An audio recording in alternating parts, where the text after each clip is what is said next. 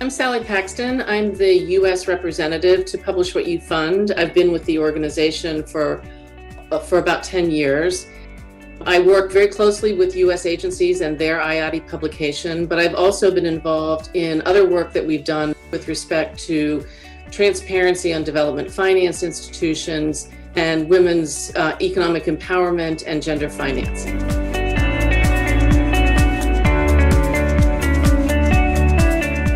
The research that we've just done on women's economic empowerment was an effort to track the funding that international funders provide for women's economic empowerment, women's financial inclusion, women's empowerment collectives, as well as gender intentionality.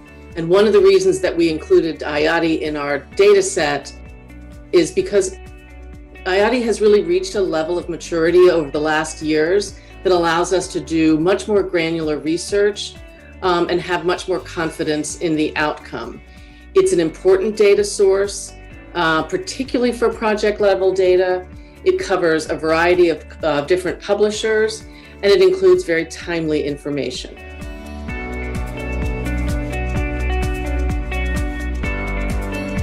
No data set is perfect.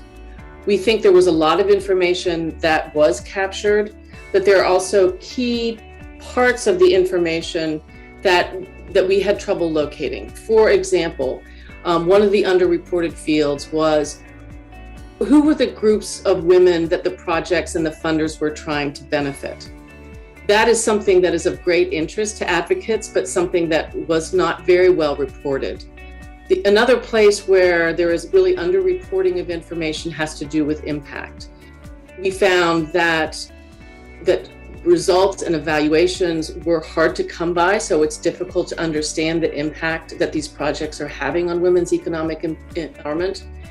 In our Aid Transparency Index, which we just released this summer, we found, for example, that only 38% of organizations were publishing results and only 34% are publishing evaluations. So it's a field that's not unique to IATI. That is a problem that kind of cuts across all data that's published by various donors, but it's very important that evaluations, monitoring, results information is published so that advocates and donors can better understand the impact of the funding that they provide.